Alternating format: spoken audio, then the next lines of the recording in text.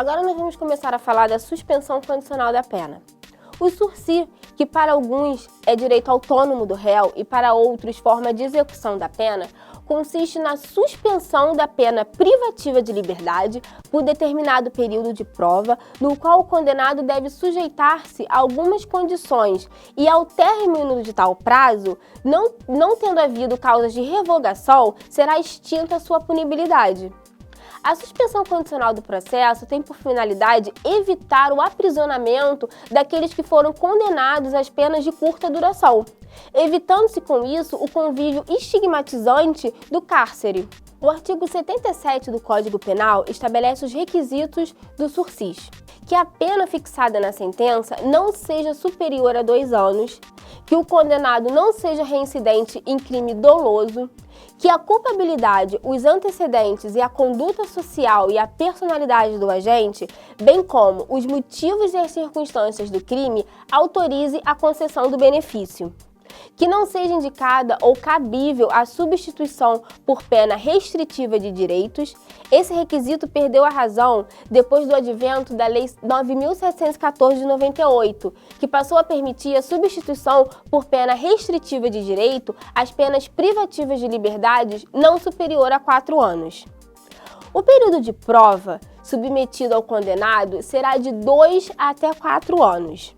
O sursi etário ou humanitário é concedido ao condenado que tiver idade maior de 70 anos na data da sentença ou tiver sérios problemas de saúde e for condenado a pena não superior a 4 anos. Nesse caso, pode o juiz aplicar o tempo de prova de 4 até 6 anos. Se ocorrerem as causas elencadas no artigo 81 do Código Penal, importarão na obrigatória revogação da suspensão condicional da pena. E qual a diferença entre suspensão condicional da pena e suspensão condicional do processo? Na suspensão condicional da pena, o réu é condenado à pena privativa de liberdade e, por estarem presentes os requisitos legais, o juiz pode suspender essa pena, submetendo o condenado a um período de prova, observando as condições legais. Como existe condenação, caso o sujeito venha a cometer novo crime, será considerado reincidente. Já a suspensão condicional do processo, ela foi criada pela Lei 9.099 de 95, que regula os crimes de menor potencial ofensivo. Ou seja, o agente é acusado de infração penal cuja pena mínima não excede a 1 ano e desde que não esteja sendo processado, que não tenha condenação por outro crime e estejam presentes os requisitos do artigo 77 do Código Penal.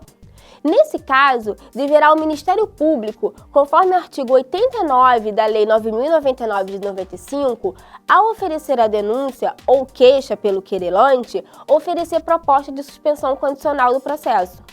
Feita a homologação, estará o réu em período de prova e, ao final, caso não tenha havido a revogação, decretará o juiz a extinção da punibilidade do agente.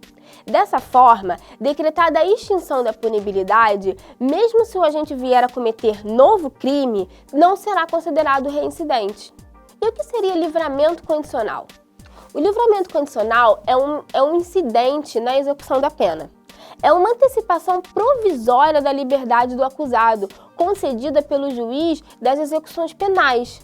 Esse juiz aqui não é aquele juiz da primeira instância que fixou a pena, né, a pena base a ser aplicada. Isso aqui já é na vara de execuções penais, onde a pena é executada. E ela ocorre quando presentes os requisitos legais, ficando o condenado sujeito ao cumprimento de certas obrigações, previsto no artigo 83 do Código Penal. O artigo 86 do Código Penal traz as causas de revogação do livramento condicional, que é quando, por exemplo, o agente comete crime durante a vigência do benefício. A extinção da pena, conforme o artigo 90 do Código Penal, ocorre quando, se ao término do prazo do livramento condicional ele não foi revogado, o juiz deverá decretar a extinção da pena imposta, ouvindo antes o Ministério Público. Agora nós vamos começar a falar das medidas de segurança. As medidas de segurança são providências de caráter preventivo, fundadas na periculosidade do agente, aplicadas pelo juiz da sentença.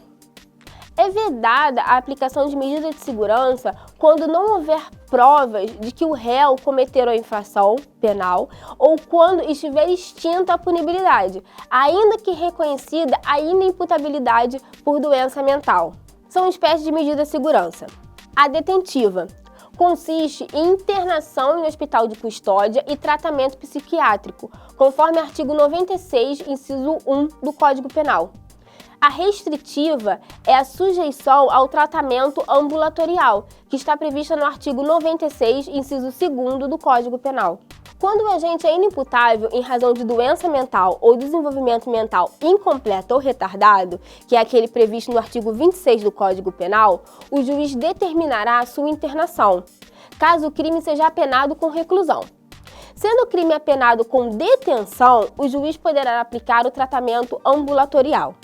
Se o exame pericial de insanidade mental concluir que o acusado é inimputável, sua periculosidade é presumida e, nos termos do artigo 386, parágrafo único, inciso 6º do Código de Processo Penal, o juiz poderá absolver o réu. Neste caso, como existe aplicação de medida de segurança, a doutrina qualifica essa sentença como sentença absolutória imprópria. Para os semi-inimputáveis, será aplicado pena ou medida de segurança. O juiz deve aplicar a pena privativa de liberdade necessariamente reduzida de 1/3 a 2/3. Em seguida, se os peritos concluírem que o réu é perigoso em razão da perturbação mental, o juiz substituirá a pena por medida de segurança. Neste caso, a sentença é condenatória. O STF fixou o entendimento de que o prazo máximo de medida de segurança é de 30 anos. A medida de segurança está sujeita também à prescrição da pretensão executória.